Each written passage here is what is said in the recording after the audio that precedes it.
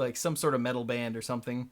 Mm-hmm. Yeah, sure they did. It was I think that Anthrax. was the thing back in the 90s, sort of as their breakthrough into modern music. That makes sense because Anthrax is one of those. Isn't Anthrax one of those bands from the Bay Area? They did Bring the Noise. Mm. Yeah, there we go. Whoa, I thought that was my line. Sorry. Public Enemy were from Oakland? No. Got me, man. I don't know where anybody's from, except for Eminem, because he wouldn't shut the hell up about it.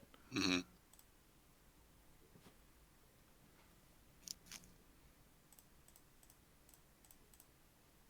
Yeah, I don't even know where you guys are from. Mm-hmm. Except for Brian, because he won't shut the hell up about it. Oh, I'm sorry. I was way off. They're East Coast. They're from Long Island. See, you don't know either. Hey, how's my I must have been thinking about NWA. How is my volume today? I haven't asked. What? Stark said we were good. Okay. I know that I've moved my microphone around a little bit from time to time, so I just want to make sure I was all right. Sure. All right. Well, let's get going, shall we? Yes, let's do it.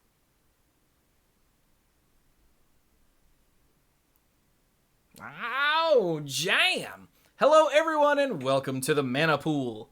This is episode 591 of the Mana Pool, and we are back after taking a week off because one, and it turns out two of us weren't going to be available. Because Brian had to take the week off because reasons, and then it turns out Mike ended up having to work late, and he would have started about the time we were going to start the show. Yeah. Good job. So, yeah, we had to take last week off. But we're back now. Yay! And I'm Yes. Chewy. I'm Hi. Brian. I'm Mike. Tyrannosaurus. Saber-tooth tiger. And I'm Dirk, Mastodon. How come Dirk gotta be the mastodon? What does that make me? Triceratops! There you go. You're not taking the pterodactyl? Was that? I couldn't remember the other one. The pink one's the pterodactyl. Was she? Yeah. It can fly, man. No disrespect. So, or I don't respect. remember that at all.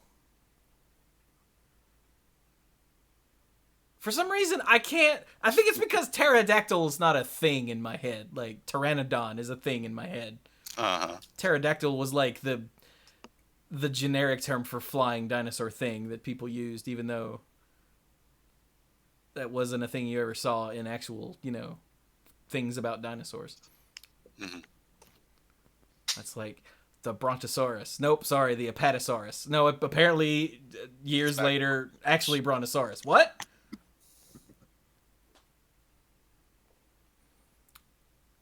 Anyway. So I think I might have just blocked what Kimberly said because it wasn't a dinosaur. That was the real thing. Anyway, Right. yes, hello. So, we're back this week, and we're going to do another edition of There's No Plane Like Home. Yeah. Does this mean that if I click my heels together 3 times, I can go back to the real world where people aren't crazy? That can't happen now, can it? I'm stuck here. Unfortunately, that is not the case. Darn it. What if I took you with me? I would love to go. So what is... We can't talk about that the whole time. Everybody knows the situation is there. Moving on. So what is No Plane Like Home? So, There's No Plane Like Home is a feature that we do here on the Mana Pool where we take a look at a given plane of existence in Magic and determine what it would be like to live there and if we would want to. Hang on. I made a list. I went back through our archives. We have done Innistrad, Ravnica, Theros, Amonkhet, Dear God, that one was depressing. Yeah. Yikes. Mirrodin, New Phyrexia, and Argentum, because they're all the same thing. Kaladesh, and Kamigawa. And I think that's the only ones we've done. Yeah, I'm I pretty remember the email thread went out, and I think somebody, maybe Chewy, said, "Which one's next?" And I'm thinking, next? Well, you know, what meant, like, what's one you guys want to do is what I right, sort of meant. right, and I got that, but I was like, I didn't think we had. If you were asking, we hadn't done it in any particular order, was how it kind of came across. But, yes. So we there, decided. and we have, Oh, go ahead. Go ahead. We have, and there have been planes that, maybe don't look so great, but when we look at it, we're like, it's not that bad. And there's other planes that are just, oh dear Lord, never, ever, ever. Like, ever. Like Amonkhet. Like Amonkhet. Amonkhet's pretty bad. Innistrad is still pretty rough, though. Yeah.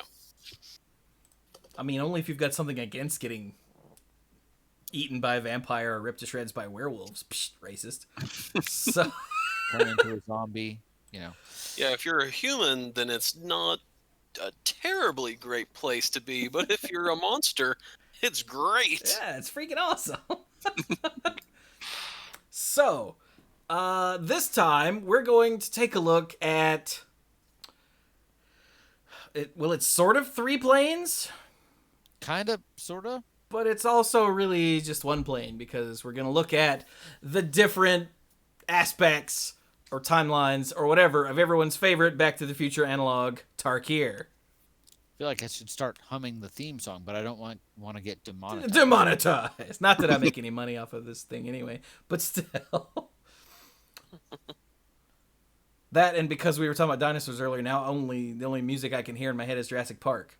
So it's like, no, wait, no, what's That's Indiana back to Jones. the? That's not even Jurassic Park. It's Indiana Jones. And unfortunately, it does take credit cards to ride trains, so we do need the monies. I'd like to apologize in advance for my humor tonight. Sometimes it's pretty good, usually unintentionally. For whatever reason today, I don't know what's going on. But we'll get through this together, right? Right. What you said. Exactly. Yeah, sure. So yeah, Tarkir is where what's name is from. Sarkon There we go, Sarkon Vol. And Narset. right. Except one of them still exists, the other one not so much. So Well, they actually Kinda. both exist, but one is a paradox. Yeah, one not in the same way. oh yeah, I'm sorry, I meant their plane of existence Yes. Yes. doesn't technically exist, but Narset still does. Because she wasn't, or does it? Yeah, because she's a planeswalker in the new version. Yes. Yeah. Her old self doesn't. Her old non-awakened, non-sparked self doesn't exist. Oh god, Right. my head. Well, we'll get to her in a little bit. So, how do you want to tackle this? Should we tackle it in kind of like the order that the sets approached it? I don't know. I'm thinking we should start Let's in start the with past. context of let's start with context back in 1955. That's a So- great Yeah. idea. That's a So great at the time immediately prior to the split. Yes. yeah. So Okay. in case anyone doesn't know, the Magic website, magic.wizards.com, if you go to the story tab up at the top, well, it's not a tab, it's a link. You can actually find the planes and get a little info page on each one. And Tarkir actually has 3. There's only one that I saw on the story page, but if you go to that one, then you can find a link to the Cons of Tarkir timeline and to the past timeline, which is really neat. I didn't know that was a thing. And also, Umpex, thank you for the 10-month resub. Yeah, it took me a minute to realize, wait a minute, because I was like, this doesn't feel like it's enough. And I'm like, oh. Okay.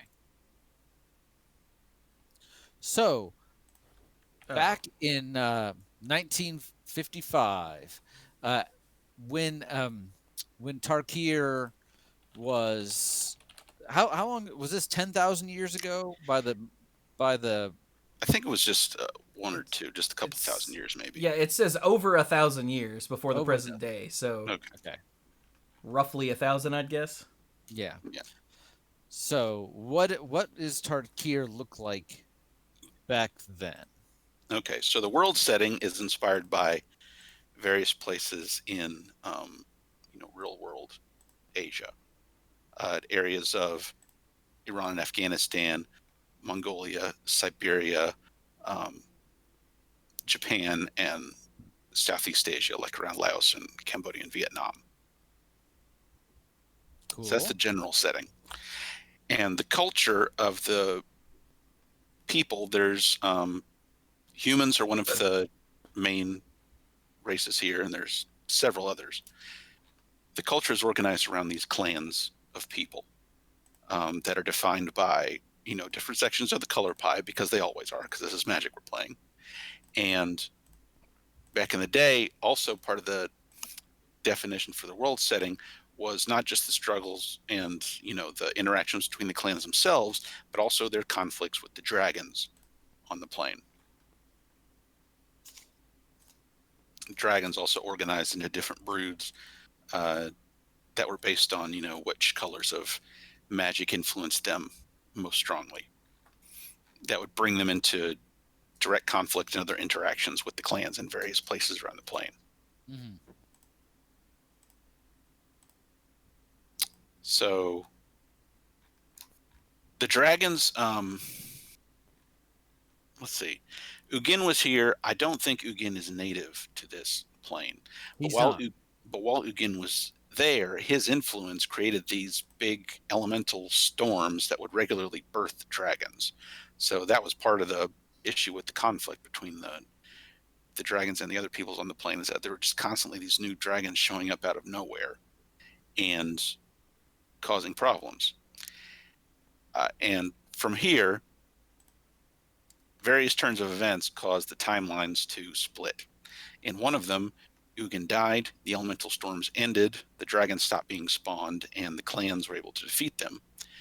In another, Ugin didn't die, the storms continued, and the dragons ended up taking over the plane and taking command of the different clans of humanoids. So you have two very, very different results. It's true. Ugin is native to Dominaria. That's of right. all That's places. right. We knew that. Because he was Nicol Bolas's twin. Mhm. After finding his spark, he found himself on Tarkir, and the plane resonated with him in a way that other places didn't. And whether it was due to the innate dragons there or because of him having an influence on the plane, they interacted. And it's clear that him being on the plane definitely, as you said, affects the dragons there. The dragons on Tarkir, are they born and raised from little eggs? And when a mommy dragon and a daddy dragon love each other very much? Or how do dragons come into be on Tarkir? Some of them are naturally occurring dragons, but I get the impression that most of them ended up coming from the storms. Right. Which definitely intensified after Nicol Bolas tried to kill Ugin, and in the reality where Ugin was saved by Sarkhan Vol and encased in a hedron cluster, the storms really picked up, and the control of the dragons intensified. So back in this timeline, there are the 5 kind of master dragons. They're not elder dragons yet. They're just, like dragon lords or something. Mhm. Right? Right. And they would later, in the reality or the timeline where Ugin was spared, they would grow and become elder dragons. But at this point, they are still influencing the world. And these 5 dragons are each in conflict with the Khans of Tarkir as they were back then, or the clans of Tarkir as they were back then. So, for example, Ujitai, am I pronouncing that correctly? I have it in front of me. Was in direct conflict with the monks that were the Jeskai monks. Each of these dragon lords was set against a particular clan. And the Ujitai had a particular grudge against these monks because there were dragon hunters and dragon killers specially trained by the Jeskai. Look at me pulling out all these names, even if I don't have all of them right in front of me. So if you're just a random, let's make one assumption for the course of this discussion, shall we? You're not a dragon. Is it safe? Because if you are a dragon, that does have certain impacts on some of these, especially the timeline where Ugin dies. But let's say, for the sake of the discussion, you're probably not a dragon, right? Right. What I, other in races fact, am probably not a dragon, as far as you know. Have you checked today? That I know is- you haven't been to a barber. Could you now, in fact, be more dragon? I am not at liberty to discuss this. Okay. Well, I don't want to press you until you've talked to an attorney. So, aside from humans and dragons, what other races are there on Tarkir? There's orcs, right? Yeah, we've got orcs who are, orcish. They're not like goofy and whatever like goblins. They're more big and mean and tough and grim. Yeah. Yeah. Okay. We've got Jinn, who hang out in streets. Yep. Yeah, the Jinn hang out up in the mountains mostly where the Jeskai are. We've got the Ifrit, who I have never seen this picture before. I don't know who this is, but this guy's terrifying. But they're apparently Ifrit are fire elementals. Yeah, a lot like Jin, except red aligned instead of blue aligned. Ah. All right. We've got the Naga, who are snake people and vaguely terrifying. Mm-hmm. Oh yeah, they're pretty cool. We've got the Aven, who are bird people, because caca. And then finally the Ainok, who are mostly unique to here, right? Have we seen any Ainok anywhere else? I don't think we have. No, I think you're right. But they're, well, if the Leonin are cat people, then the Ainok are dog people. Yeah. So, yeah. Yeah, those are some of the main ones. But there's also goblins and loxodons and ogres and some other things. Yeah. I was just rattling off the ones that are listed here on the Tarkir's Past site. Oh, okay. Oh, and apparently the Ainok in the mountains are more bear-like than dog-like, according to this, which I had forgotten. Or if I ever knew that. They might just be more big, fluffy dog-like than the Ainok that live in the desert. It just says, the bear-like Ainok of the Kalsisma Mountains live and work among the Temur humans. Huh. So sure. So yeah, you've got your, of course, you've got your clans in their early form. The Abzan, the Jeskai, the Sultai, the Mardu, and the Temur. Weren't they mostly two-color back then, or am I misremembering? I thought in the past and in the Khan's timeline they were three colors, but in the future, in the dragon's timeline, they went back to two colors because maybe that the dragons were able to stomp out stomp out the descent. Okay, yeah. Hmm. That makes sense. Because that's part of what, because the 3-color nature was part of what put them and the dragons into conflict philosophically. If you look at how it was broken down, like the fact that, for example, the fact that the Abzan had that ancestor worship, spirit summoning aspect to them. The Dramoka brood saw that as necromantic and unnatural, and that was one of the major points of conflict between them, even though they shared the green-white alignment in their color influences. That one aspect was something that offended the Dramoka brood specifically about the Abzan. Okay. I don't think I remember that. Which doesn't surprise me. I haven't thought about Tarkir in years. Yeah. Me neither. And It's been now you interesting. Yeah. So we're showing off on screen here just some of the big players. Dagatar, the Adamant, and Shuyun, the Silent Tempest, and Tassiger of the Fruit Zombie, and Alessia, who smiles at death, and Yasova Dragonclaw. Just key figures, if not leaders, exactly, of each of the different human groups. What was that? Chifuji's hosting. Yay.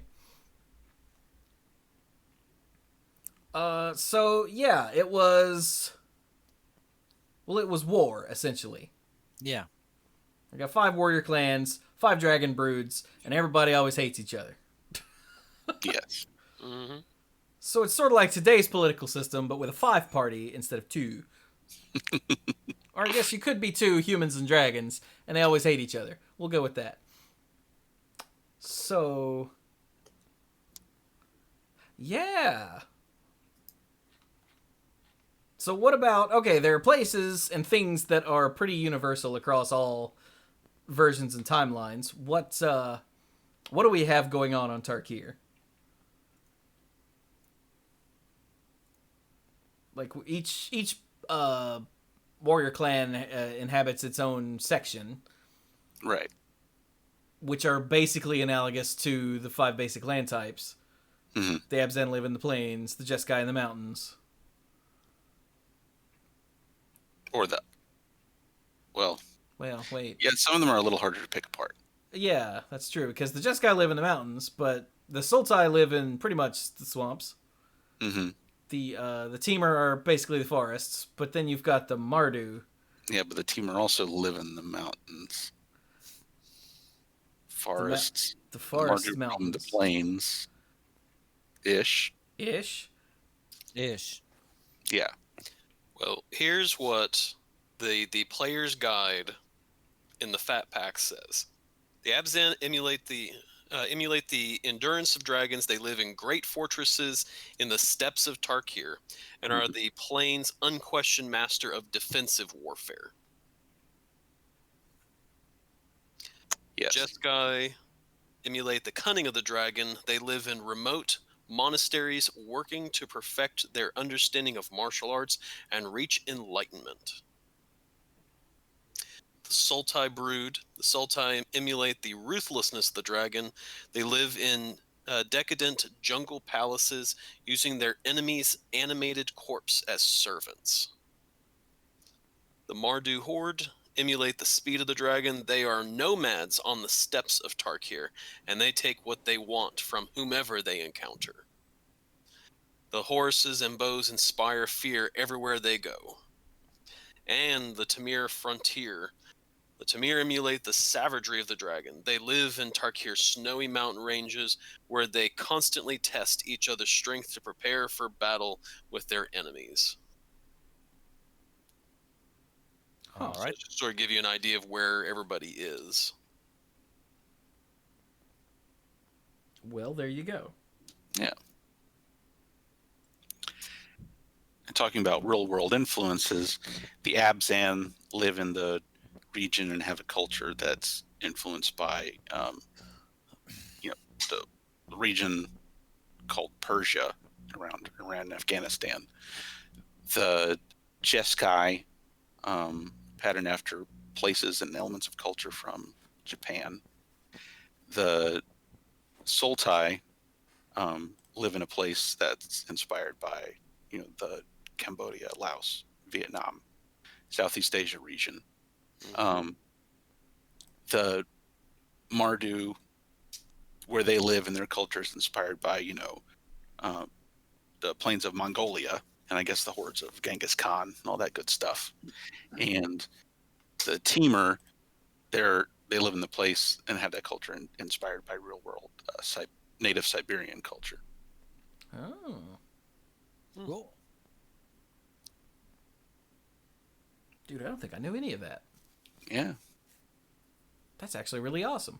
it is. It's great that they were able to pull all those influences and make it cohesive and make it cool. Yeah.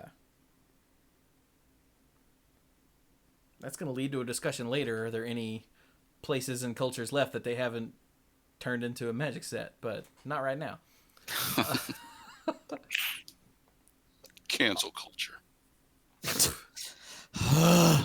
No. Bad Mike. What? No, we did Mirrodin. Or companions, depending on your view of things. So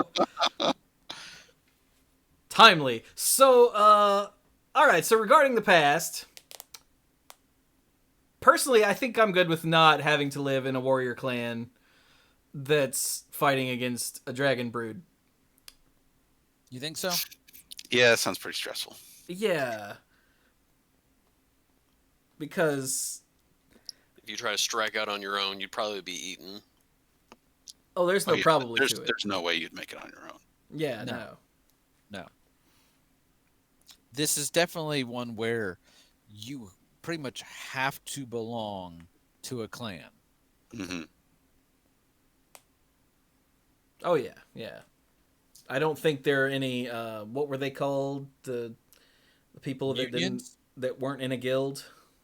Or they just Guildless? called ungilded, guildless, I don't remember. or ungilded. I don't know. Anyway, the regular blokes living in Ravnica. Yeah, yeah. I don't think there's really any of that going Gateless. on here. Start got it in the chat. Gateless. Is that what they were called? Yes. Eventually, yes. Yeah. I don't remember that term at all. It was in it came up in one of the later Ravnica sets. Yeah. Gate crash, maybe? Gateless crash. That is true. I don't remember a lot of things. So that's the past. I think we're probably pretty good on the past, right? Probably. So, Yeah. like we said, so this is one of those cases where WotC did things backwards from a story perspective. Well, they did things backwards. They did things the right way from a story perspective. They did things backwards from a mechanics and interest perspective. Mhm. Because we started in Khans of Tarkir, which was the wedge-based world, which would have been really cool to come back to at some point. Because, like Ravnica, it's already been built. And then they went back in the past and changed things and brought it forward. And now we're in a color pair world, which we already have like dozens of, and Mhm. it was way less mechanically interesting. It might be more lore interesting because now there's, big dragons. But, the way it was introduced to us, I think was the more mechanically interesting place that I would have loved to go back to at some point. But now we can't. And I'm part of the group who would say that the Khans of Tarkir timeline was the setting there was the more interesting setting, rather than the Dragons of Tarkir timeline, which is just I think that too. setting. But I figured I was in the majority with that, or the minority with that, Mm-hmm. because people love dragons. I think it goes both ways a little bit. You have some people that are like, yeah, we love dragons. Dragons are the best. Dragons forever. And then other people that are like, we have seen dragons. We had dragons for breakfast, lunch, and dinner, and now it's a midnight snack, and you want dragons again. So it's a little bit like Ravnica to me. To me, I'm like, been there, done that, bought the book. But some people are like, Ravnica is the best. Bought the book. The book was bad. Mhm. Sorry, Ravnica books, but you know. Uh, so let's go back to the Cons of Tarkir timeline then, where we were introduced to this world. Yes. So now we have no dragons None. because Ugin was killed. The elemental storms that dragons came out of, weirdly enough, and the hiccups are all gone. Alas, poor hiccups. Yeah, I will really miss those. That's why I really want to go back to the Cons timeline, is because they didn't have hiccups, and I hate them. So the clans sort of just did their own thing because they didn't have to worry about getting ate by dragons anymore. Yeah. You remember when we were eaten by dragons? No. Man, those times that's gonna be us in 20 years. So like, man, you remember the coronavirus thing? Man, that sucks. Glad that's over with. I hope. But you thought COVID-19 was bad. You guys remember COVID-23? Shut up. Anyway. Oh, I really hope that doesn't end up being prophetic. Anyway. Chewy's called 2023. Yeah, sorry, 2020. I wasn't trying to call you out. Please don't rise up to smite me. Or if you're gonna smite just me, don't smite everyone else. But okay, so yeah, our clans are here. They're all completely fleshed out. Mm-hmm. And so what have we got? We've still got. I mean, they still have the same names, obviously. Mm-hmm. Yeah, they still have the same names. They still have the same general character, and they have skirmishes with each other along the borders, but there's no like outright war. Yeah. Between them. And living is tough because the environment is tough, and if you're living in the region that the Sultai have sway over, then there's also a bunch of Slavery. yeah, slavery and evil power hungry nobles and sinister Naga and Rakshasa who want to steal your soul and blah blah blah. So that's a problem. Those are issues of our time, yes. But otherwise, you have another one of the situations where you're living in a relatively low-tech world. It's definitely at least Iron Age from what we see, from the kind of weaponry and machinery and armor and whatnot that we see. High magic environment, very high magic environment. Magic is used a lot.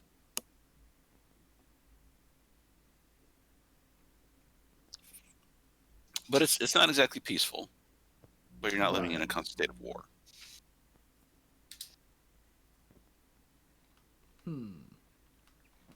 So let's see here.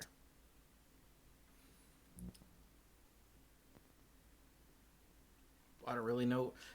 We didn't plan this out very well because I'm like, well, we already told you all this. Oh, how about we've already told you all this too?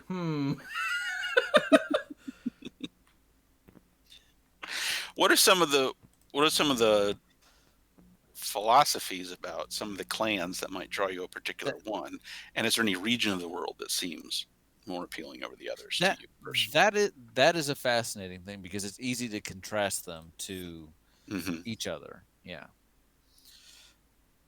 So according to this, Abzan society is built around family bonds to survive the harsh desert environment. Huh. They revere their ancestors, but also adopt orphans of war from other clans. Oh. Yeah, like that's part of the reason why there are several orcs in the Asban. as Abzan. As fan, yeah. Yes. Okay. They still live in the desert, though. Mhm. Yes. Which isn't that bad as long as you know what you're doing. Yeah. Again, stay together. Yes. Thus it is that the desert is crossed. The Jeskai are still your warrior monks and mystics living up in the mountains. Hmm. I think they're probably a little too disciplined for me. I think I get kicked out. So he lacked focus. You lack a discipline. Yes. But they have isolated mountain strongholds. So apparently there are several. It's not just the Jeskai. There are several different flavors of Jeskai. Yeah. I don't know much about them, but I know there are several different schools within the Jeskai monastery culture, whatever you want to call Huh, okay. So then the Sultai. Oh yeah, these are the these are the 1%. The decadent Sultai are founded on wealth, cruelty, and an ever-growing undead army. Oh my god, it is the 1%. Yep. The clan's Naga rulers made pacts with Rakshasa demons to secure their elite status. Oh my god. How have I never put this together before? You're just realizing this now? I am. Huh. Alright. So sell your soul to some demons and be horrible jerks, and you too could be like Jeff Bezos. Moving on. It's the Liliana Vess way. I mean, at least she wasn't doing it all for personal wealth. She's No. doing it for power. She was doing it to keep herself alive. But That too. At least you put forth the effort to go around murdering the demons later. Right? still a I little don't- disappointed from a story perspective that didn't end up killing her. But not that I wanted her to die, but Kind of ended up with something worse, but at least temporarily. well, it's just a little bit like a flavor fail where it's like, yes, this is to keep myself alive, and now I'm going to kill them all, but I'm still okay. Sure. Yeah, I get what you're saying. Anyway, it's not a major hang-up. It's a minor hang-up. Like, don't Look, pick up. You can't be making logical sense when it's one of the fan favorite characters. That's true. Besides, she's not a white planeswalker, so they can't kill her. Hi-oh! How many white planeswalkers have we lost now? Like, I got 2 off the top of my head, but... Yeah, 2 major ones. And then I'm sure there were plenty who died off screen in War of the Spark. Oh, yeah, that's true. Alright, so then the Mardu. These are the actual, like, warriors. The Mardu are feared warriors who live for the heat of battle. Thundering waves of humans, orcs, ogres, and goblins constantly raid other clans, but never hold territory for long.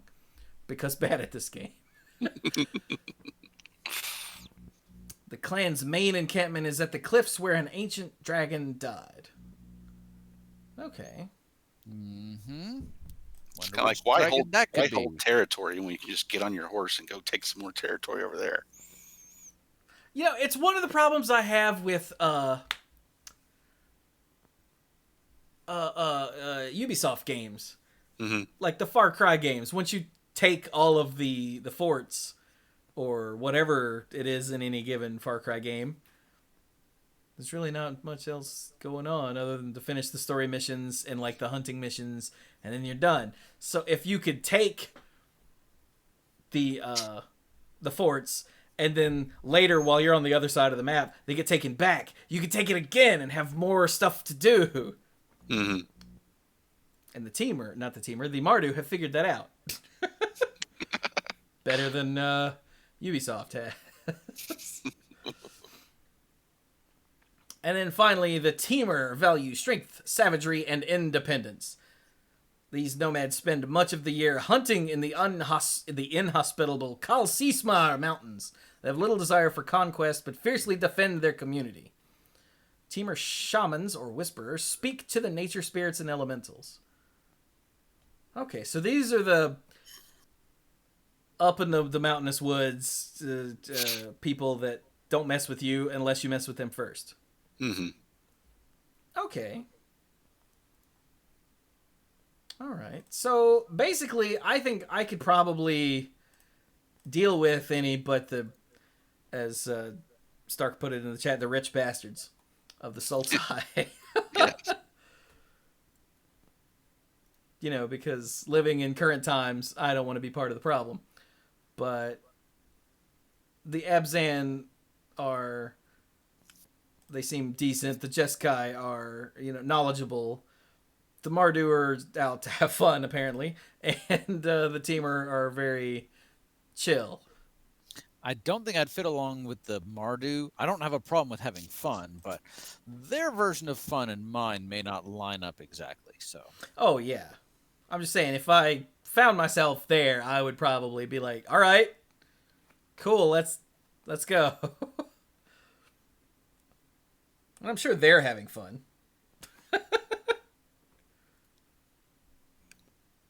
Yeah, there's something about the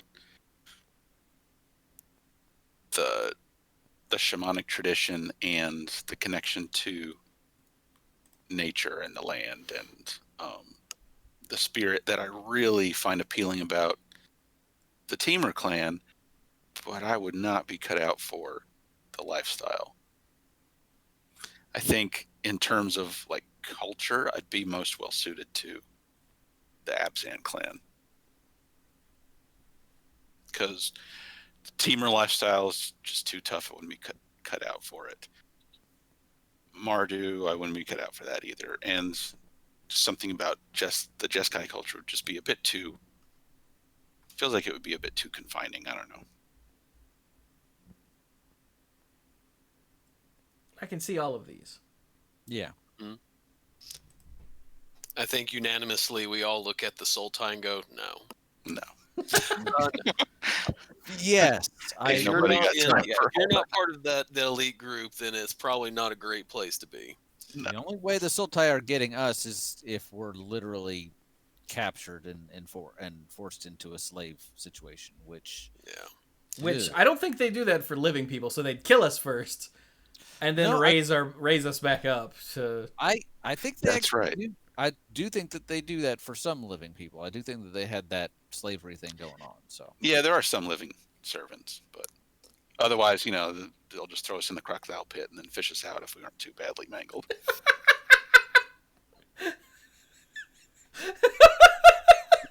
Look, that one's still got both its hands. Get him. See, for me, I'm kind of with Mike that I like the Abzan, being that they're in a city. You've got a fortified city, which means that there's community, there's culture, things of that sort. civilization. Yeah, you got civilization, you've got things that you want, everything. But at the same time, I do kind of like the freedom that comes with being in the Temur frontier, where you can, ride off the whole shamanistic cultural aspect of it. You do have the community who looks after you, and you're a member of and a part of. So I'm one that I would like to go. I would probably go one or the other with that, because I don't have a problem with being out and about and all that, like in nature and stuff of that sort, being outside. So I think that part of the Temur culture kind of sounds appealing. I also despise heat, so drop me in Temur or Jeskai just because it's cold there.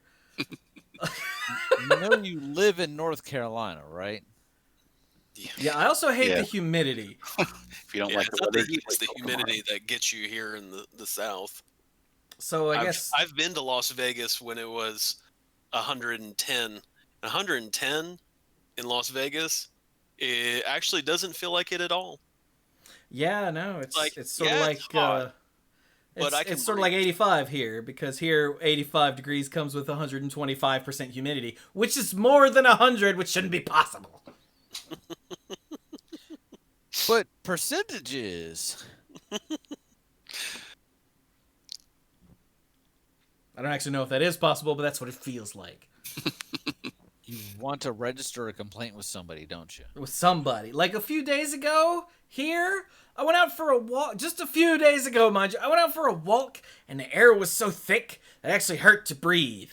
And when I tried to take a deep breath, and it didn't go deep, my first thought was, oh no, am I showing symptoms? Have Zorona got me? Because it was just, the air was just gross. And I'm like, and now, like yesterday, it was like in the 50s. Just because this part of the country's stupid.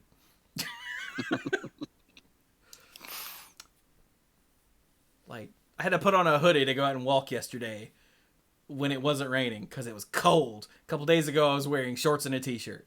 And couldn't breathe. Are we? This is what, third winter? I don't Isn't that even what- know anymore. In North Carolina, we don't have 4 seasons. We have like 12. We have multiple winters, multiple springs. Just because- Tarkir is actually sounding better and better. Right? Yeah. We could get some consistency if we just pick a spot and go. Stay out of it. Man. Yeah. Let's see. Are there other races here? Stay out of the swamp and away from the humidity and the murderous snake people, and you'll be good. Oh yeah, Yeah. we've got the Rakshasa that we didn't have Oh, in the past. Hmm. Yeah, because the Naga hadn't made their dark deals yet. I guess. yeah. They might have been there, and you just didn't really notice them. Yeah, because they were too busy running like hell from dragons. So yeah, the Rakshasa are the cat demon things, which, depending on how many cats you've known, could be redundant. I was trying to make apple pie today, and I turn around. I had rolled out several, and one of the cats picks up the dough ball that's left, and just looks at me, and I'm like, Chip, and he's like, whoop, whoop, whoop, whoop, whoop, and he takes off with the pile of dough. Here he's like, did he just? I'm like, yes. He did what? He took a. I'm rolling out pie dough, and I cut several to make little apple pie squares in my air fryer. They're delicious, and I turned around and I came back, and the pile of remaining dough now is enough to make like 2 more little itty bitty pies. We're not talking about a huge amount of pie, but No, that's not the part I was talking about. It's You the wanted whoop, whoop, whoop, whoop, whoop. That's Oh. the part I was talking about. him running away.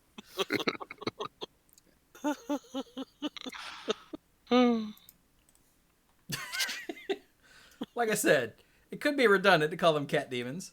Yeah, But everything my else cat. it looks like is still the same. Just, with an extra 1,000 years of whatever. Hmm. I did appreciate that the Naga, and this is a thing that we remarked on in the art back then, but I appreciate that they didn't give the Naga snake people, the females, boobs. I was really happy about that back then. Oh, they restrain themselves for the Naga. I knew they did that with the snake people From Kamigawa, Okay. yeah. But in at Well, I least mean, a I knew couple they- I knew pieces they of were- art. What I was saying. I knew they restrained themselves with the snake people in Amonkhet, but I didn't remember whether they also Ah, okay. did it in Tarkir. Yeah, you're right. Good for them. Yeah. Good for them. Because there's no reason that snake people would have mammary glands or anything remotely resembling that, so they didn't. That's amazing. Whereas if you look at the snake people in Kamigawa, they were like, if you ignore the scales, or maybe you're into scales. That's you. I don't judge much, but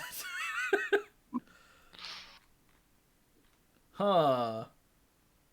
So what are the dangers here? If you're not gonna get eaten by a bloody great dragon, It looks like it's just normal. Wear and tear. Yeah, just normal, like, that part of the world things. Or Yeah, maybe you environmental run hazard. up against some Rakshasa and they decimate your entire insert group of people here. Uh, I hate it when that happens to my insert group of people here. yeah, like it says here on the creature races for Rakshasa that they wield horrifying death magic that can slaughter entire armies. But if you're not in an army is just a group of people, so the Rakshasa can slaughter entire, I don't know, towns, let's say. Well, it looks like in the mountain regions where the Tamir would be, that there are elementals, like Hmm. like ice or frost elementals. In the Great watery areas, you do have leviathans. Oh yeah, there's serpents and stuff. Giant wandering turtles. Wait, they were here too? Yeah, you remember the one that, like, when you attack with it, it just kind of wanders off and comes back the next turn. Oh my god! Meandering I had tower forgot- shell. Is that what it's called? Something like that. Hmm. Man.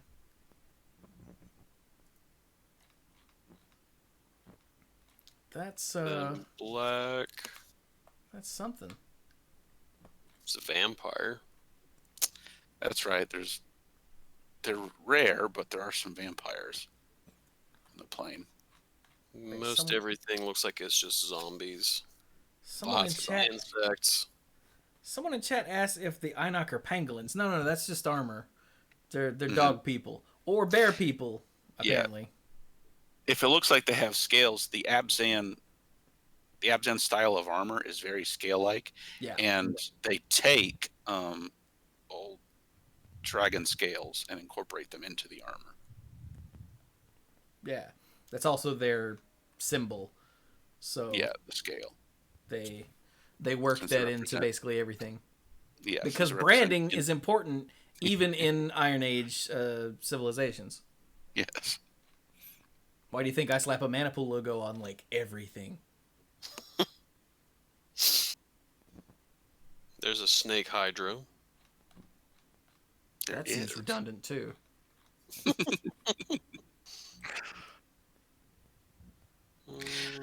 Oh, we didn't talk about the. We didn't mention the special, like, weird disguise magic that was passed down through the ages, that eventually, turned into the morph mechanic. That Oh my god, I forgot all about that. Yeah, here, back in Onslaught, morph was, these weird stone spiders that things would pop out of. Here, morph is like this special ancient disguise magic that, use it to hide what you really are and then pop out at the last minute to get all up in someone's face. Yeah, what was it in the past? Manifest in the past. And then in the Khan's timeline, it was morph. In the Dragon's timeline, it was megamorph. Right. So I imagine it sort of was, if you remember the old Robin Hood cartoon, Disney movie, Mhm. Where Robin is dressed as a beggar. That, Morph was sort of like that, where they're sort of, oh, don't worry about me. It's nothing. I'm just an old person. And then once you get to where you are, you throw the cloak off and everything, and you're like fully armored battle person and everything. Except instead Somehow of hit that horse looking underneath that cloak. harmless so that they ignore you, you're a big ball of weird energy stuff. So they're terrified that what you might be. Mm-hmm. If I remember the way that it was shown. Yeah, it looked pretty freaky. Let's see here. Morph. Yeah, you don't really see that chugging along in the distance and be like, oh, that's nothing. Yeah, here's a morph token. So it was this weird, like, it's hard Like to explain. Hadouken. Yeah, it's like a weird ball of energy just juggernauting its ass towards you, and you're like, ah! Never seen And that then- before. And then this like stupid 2/1 shaman with teeth hanging from its hood jumps out and goes, ah! And you're like, That was anticlimactic. exactly. Or, you know, a giant hooded hydra jumps out at you and you immediately poop. You know, same thing. Whichever. Well, that looks like that's all the creatures, because I mean, you do have the orcs and things like that we've mentioned before, but in terms of creature like wild creatures, there's a beast. I mean, there's not even the flora and fauna that you would find in like Dominaria is not here. It feels like it's a world that has been cleared of a lot of its wildlife. Yeah, it's just like there's regular animals, but it's just like regular animals mostly. Yeah. Isn't there a yeti or? Yeah, there's one Yeti that I saw. Yeah, the list on the Gamepedia page shows, let's see, humans, dragons, Aven, Einok, Jinn, Demon, Efreet, Kirin, messengers that appear in fateful moments. Goblins, Loxodons, Naga, Orcs, Ogres, Phoenixes. Is that proper plural for Phoenix? I think we say phoenixes. Phoenicians. Phenai. Rakshasa, vampires, yetis, and zombies are what's listed on the Gamepedia page. But that leaves out things like, you know, snake hydras. So. But I think the point is that, so in places like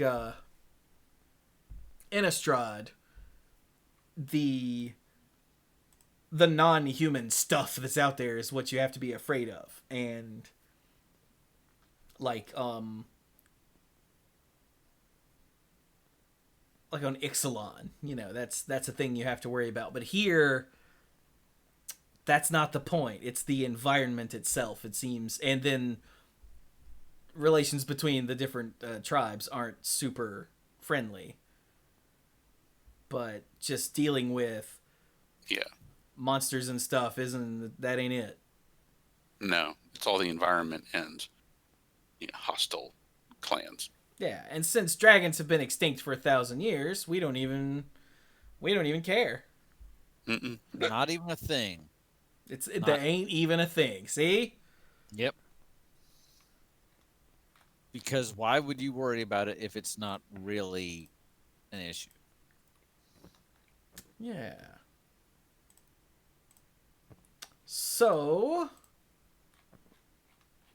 I guess that covers the cons timeline pretty well, huh? I think so, yeah. Yeah. So then we have the Dragons timeline, which is after, was it Sarkon? Mm-hmm. Yeah, so Sarkon, Sarkon had been hearing voices in his head for a while. Yeah. A lot of it was Nicol Bolas messing with him, but eventually became clear that there was someone else calling him to do something. It brought him back to Tarkir, his home plane, and it brought him back to the place where Ugin had been killed, and his bones were still there, lying in the canyon after 1,000 years. 1,000 years after Nicol Bolas had come by and killed him. Like a And dick. Yeah. And Sarkon got pulled backwards in time, back to 1955 Tarkir, where, right before that fateful moment when Nicol Bolas came back to strike Ugin down. And Nicol still struck Ugin down, but with Sarkon there to help, Ugin got cocooned in this massive hedron cluster and healed over the course of 1,000+ years. And during that time, like we said, in that new and different timeline, the storms continued, the dragons kept spawning, they ended up overrunning the plane and taking control of the clans.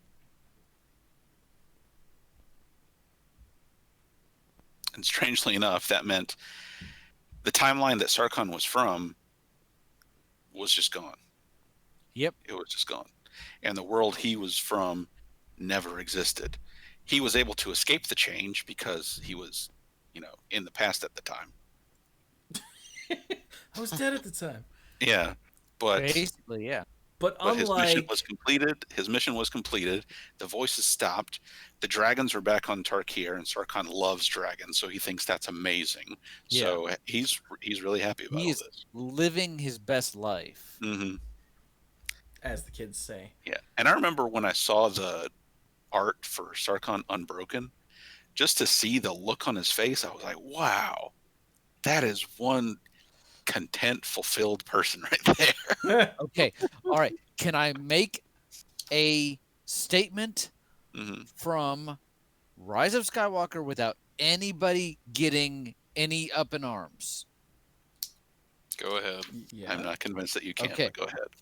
I mean, none of us. Since we're the only Regardless, ones that can talk back at you. Yeah. I had this moment. Okay, this movie's been out for months now, right? We're good. Mm-hmm. Wait, is this some kind of moment. spoiler? Well, it's at the very end of the movie when Ben brings Ray back to life, and he smiled. And this is a credit to Adam Driver because he's I actually, guess spoiler alert then. yes. I thought I said that like 5 times. No, you just said, can I bring something up without everyone jumping down my throat? Because it's at the end of the movie. Yes. Oh my god. So, spoiler alert, at the end of the movie that's been out for 5 freaking months, when Ben Is that brings- all? So when a thing happens and he smiles. yeah, and he You've already smiles said it, over- but for God's sake, don't repeat it. I said it really struck me because I was like, holy cow. I realized that character in this franchise has never actually smiled before. And it was startling. It was like that moment of like, oh, holy crap. So I think and the look of, it reminded me exactly about what you're talking about with Sarkon, of that moment of like, oh, wait a minute. This is what that character looks like when he's not racked with pain every minute of every second of the day. Okay, good. Analogy over. Spoiler alert. Jesus Christ. Yes. Close spoiler tags. At least Mike actually saw this one for once. That's true.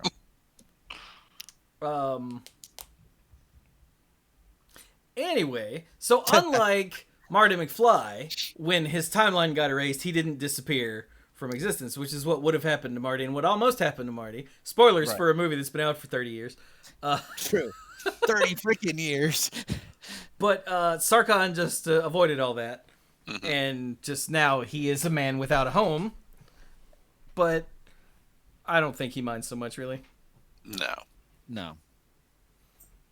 Because He got rid of the voice. he now has dragons on his home plane, which is all Yes. he ever wanted. He has dragons on his home plane. He is no longer under the corrupting influence of Nicol Bolas. And when we see him again in War of the Spark, he seems much more at peace with himself. And yes, he's kind of there to get Nicol Bolas, but he's not consumed by the same vendetta that some of the others do. He's more about like, hey, Nicol Bolas is bad. We should probably do something about that. Not, oh my God, I gotta kill him every second.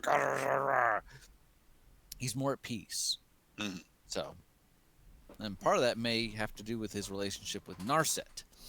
So he's less Guardians of the Galaxy 1 Drax and more Guardians 2 Drax. Ah. He's actually, I'll do you one better. He's more what Guardians to. No, I'm sorry. I don't get it. Don't worry about it. It's bad. Just keep moving. Oh, Just- okay. It's a bad joke. Okay, so in this world, there are dragons, which means the Khans did not rise, and instead, the dragon lords took over. Yeah. Because dragons are inherently more awesome and powerful than puny humans. Yes. Yeah. And they changed the nature of the clans a little bit. Like Dramoka and her brood stomped out the black mana influence from the Abzan. Ojutai and his brood removed the red mana influence from the Jeskai. Trying to go in order. Silumgar and his brood removed the green mana influence from the Sultai, Kolagon, and Is that right? should be. Yeah. Yeah. Okay. Yeah. Yeah. Kolagon and her brood removed the white mana influence from the Mardu, and Atarka and her brood removed the blue mana influence from the Teamer. Which I'm sure Clues appreciated. Yeah. So what does that mean? That means the Abzan don't have that that ancestor worship aspect anymore. The Jeskai aren't as, playful and creative as they used to be. The Sultai, don't even pretend to have any connection with nature anymore, Yeah. or the aspects of life and growth. The Mardu don't really have the code of honor anymore that they used to. They're just more like vicious, just straight up vicious marauders. And the Teamer, like magic use and communing with the elements and elementals is just straight up outlawed. Well, that seems less than ideal. Yeah.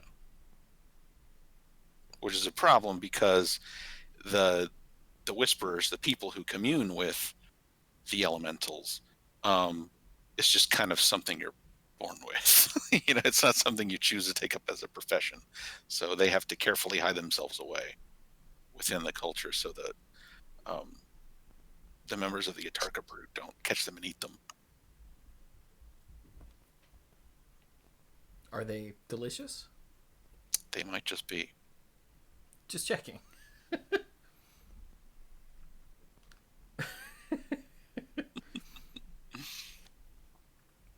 So yeah, the Dragon Lords are now the head of the clans of the peoples and the dragons. And Now they're dragon elders or elder dragons. Sorry, respect your dragons. Back in my day. So what you're saying is the Sultai got even worse. Yeah. That's always good. You gotta love that. Sorry, I'm trying to kill my upstairs neighbors with my mind. Is it working? Yes. No, Wait. sadly, it's not. So I really hope the mic isn't picking any of that up. Are you, Mike? No. Okay. So Continue, yeah, we're in a please. similar situation to what we had back in the past, except the dragons have won. There's no real struggle against them anymore. They've just won. There are still conflicts between the different clans and broods, but now it's more directed by the dragons themselves rather than what humanoids in the clans are, rather than their interests. So yeah, definitely don't prefer that timeline in terms of living somewhere. No. I mean, unless you want to live under the thumb of a Dragon Lord. Yeah, that's true. Like unless you're under the influence of a Tarka's brood, there's not much danger of the dragons that hold sway over you, trying to eat you. Well, never mind. I imagine the Silumgar ones are pretty cruel too, but the Atarka ones are just hungry. The Silumgar ones are cruel. Hungry. That is exactly how he said it too. And that's how he meant it too. But they're still didn't dragons. we just have a conversation about that did. at Yeah, the we end did. of Mm-hmm. the Nerf report? Yeah. When you're Mike right. puts the O in it, he means it. That time he said, "I'm getting kind of hungry," and I went, "Oh no!" So when Mike says the Tarkir are just hungry, damn.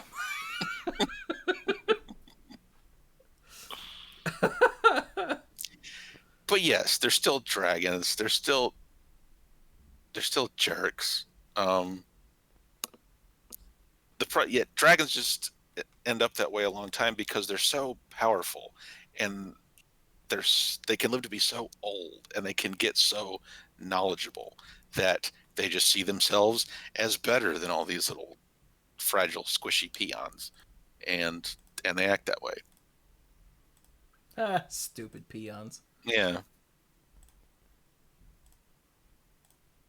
Oh, okay. So now what you're saying is the dragons are the 1% instead of it being the Sultai. Yes. Got it.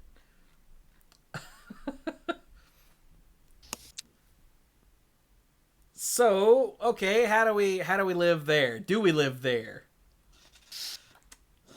I would say you need to adjust yourself to whichever dragon that you have an affinity towards or are willing to make yourself useful to. Yeah, it's a little bit like, the old days of Tarkir, but instead of aligning yourself with a clan like a human master, you pick a dragon master. So it looks like for me that the Dramoka clan are probably the best one to drop to drop into. See, in the Dragon's timeline they have hiccups again. So because they're it says that they're a true community. Dragons and desert survivors bound together by their common allegiance to their devoted dragon lord. Like, that sounds nice. Yes, the relationship there is much better.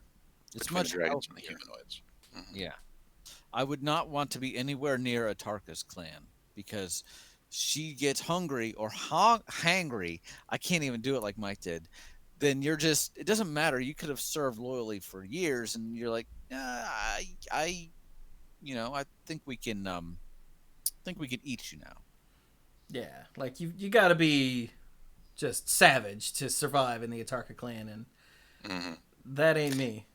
And part of day-to-day life is, joining up with a hunting party to go get stuff specifically to feed a dragon. Exactly. Let's see. The Ojutai are still probably it seems not too far off. Pretty much the same, yeah, except now Ojutai himself is the Grand Master of the Order. Yeah, instead of bowing to the overlords out of fear or awe like the other clans, the monks and mystics of the Ojutai clan submit out of respect and a desire for knowledge. Well, that sounds nice. Yeah.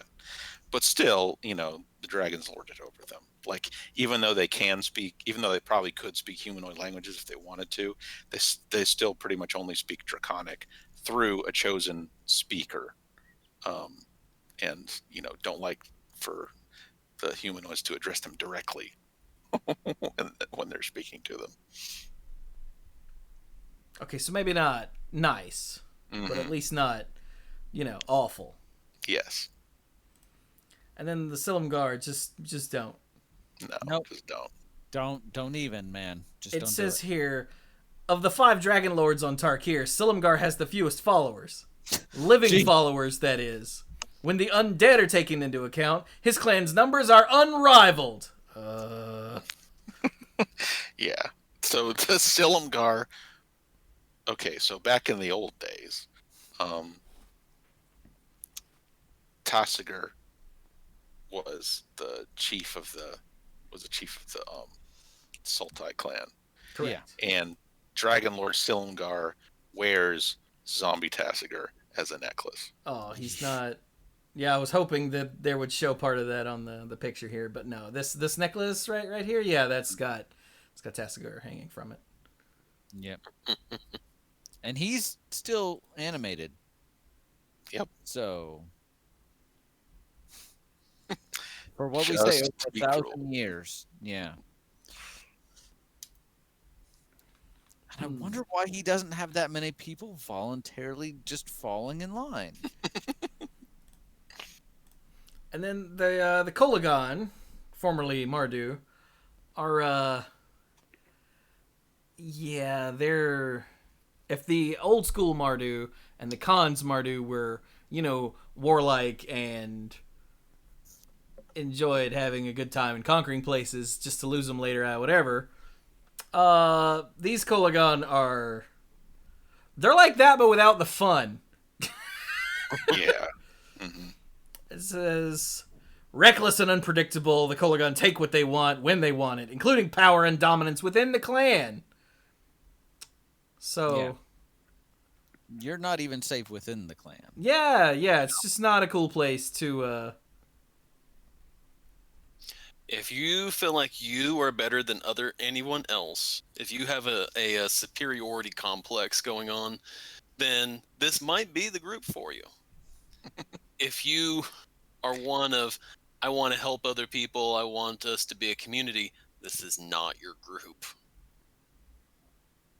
Yeah, I think I might go with Abzan. I don't go, not Abzan, Dramoka. Hmm. I don't go much for heat, like Chewy said, but desert is better than some other forms of heat. I just feel like I wouldn't be disciplined enough for the Ojutai clan. They'd be like, learn enlightenment. I'd be like, cool. And 5 days later, I've been like, I haven't learned it yet.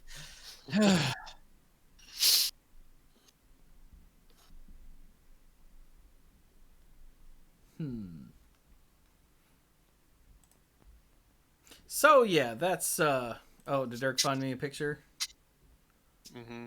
Oh, he found a playmat. Oh, look, I can zoom in on it. Yeah, there's there's zombie Tassigor there. Look at him. Isn't he adorable? Oh. You can see someone new shows up and Silumgar is talking to them or whatever. He's just sitting there waiting on them to notice him so he can go, hey. And just throw up a hand like, what's up? Ah! Silumgar goes, you like my necklace? I see you've noticed my necklace. Actually, your necklace waved at me. Yeah, funny thing, the necklace noticed you too. I always liked how old Silumgar, like original Silumgar, I think I called him like the derp dragon because he's got that that underbite. He looks like a Shizu. Wow. Mm-hmm. And then old Silumgar is like Jabba the derp. Right? He's just laid on his little couch here. I'm sorry, did you just say Jabba the derp? Because that might be one of my favorite phrases from now on. And I just thought of that too. Jabba the derp. Now I'm picturing him with a theme song. He's Jabba the derp. Bop, Me bop, so bop. Jabba, you know Jabba. Oh my god. What have I done? Something wonderful and or awful. Terrifying. Yeah. There's no halfway with us, is there? Not really, no. All right. So, it looks like we're all in pretty much agreement that Jamoka is about the only place where we would even remotely want to be, and we don't particularly want to be. The Ojutai one doesn't sound terrible. True. There are worse places. I joke about the discipline, but there are worse places to be. Yeah. Because, I mean, they're still seeking knowledge and they're learning things. And, I mean, they do have cool monasteries and everything. They just get some oversight by a dragon. Who may or may not be a raging jerk face. But at least he's not gonna eat you. Yeah. Probably. Unless you're a dragon hunter, then, first thing he did when he took over was like, hey, if you were a dragon hunter, step forward. And they're like, okay. And he's like, great. You're all dead now. Whoops. Thank I you don't for even know what he was all sore about it. We were gonna hunt him. Yes, we were. Oh, crap.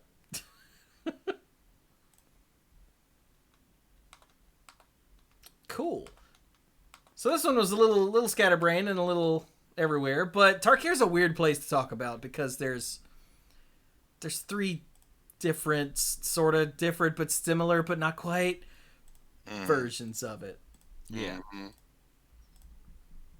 Kind of have to pick and choose which one you have an interest in. Of them, old Tarkir is the Khan's Tarkir is the one that is the more preferential to humans and I guess humanoids as well. Well, yeah, because the humanoids won and own the place. And they kind of keep to themselves for the most part, with their own unique flavor. Cannot say the same thing for dragons, Tarkir. Not so much. And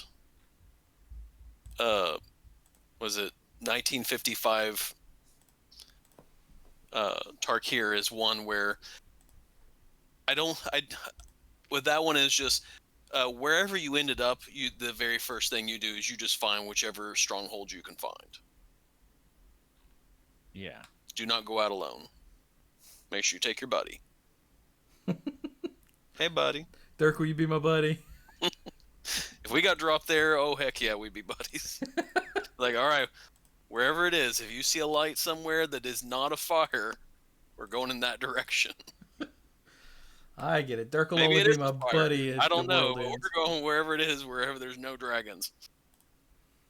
I see how it is. Dirk only wants to be my buddy if, things are really, really awful. Yeah. All right. Well, I guess that does it for that. Seems like a interesting place to visit, but I wouldn't want to live there. There's worse places to live, and we've covered them. But Yeah. I think that if there's one underlying thing for Tarkir, I don't want this to sound bad, but it's really about submission. It's really about, can you fall in line behind somebody, something, some philosophy, some dragon, some human.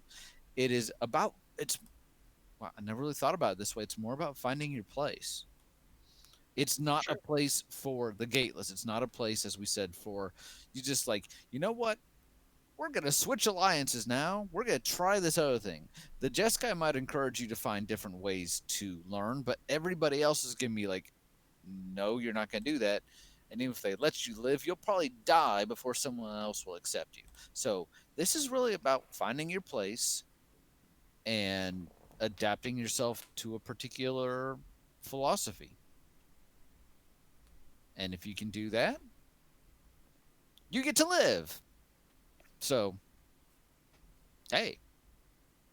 Yeah, it's not like you could roll up to the Mardu stronghold and be like, yo, man, I got sick of those tamer losers. Can I come chill with y'all? Don't think they'd be too open to that. Depends on whether it looks like you'd be good with a bow and arrow on horseback. I don't know. Okay, well, to be clear, no one is good with a bow and arrow on horseback.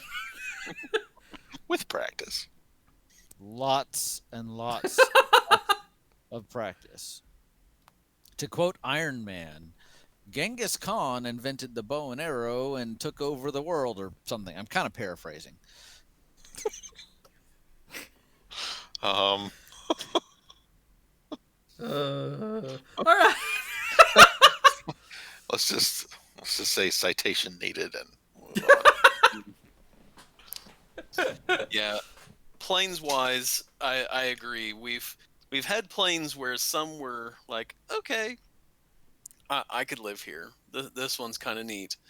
And there are planes where we thought, no, that there's just no way. This one, depending, all three versions are ones where they do fall in the middle somewhere. Each one kind of leans more in one of those two directions than the other ones. Yeah, the Khan's timeline leans more towards the yeah, right, and the past is more like not so much, and then the Dragon's timeline is sort of in between those two. Yeah. Where it's like, I could survive there. I wouldn't be very happy. Yeah. Yeah.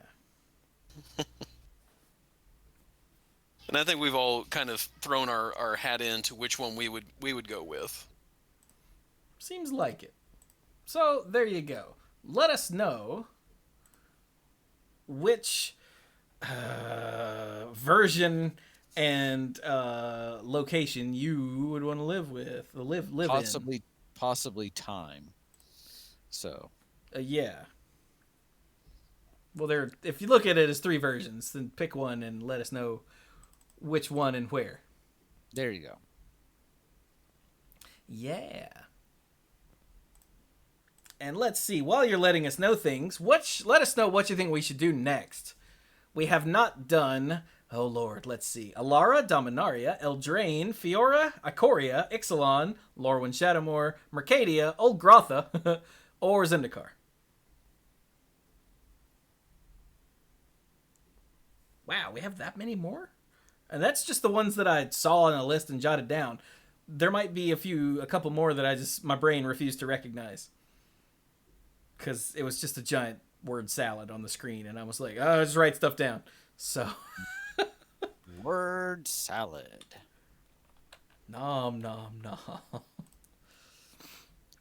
So, I guess real quick, we should also go ahead and mention that today there was an announcement made.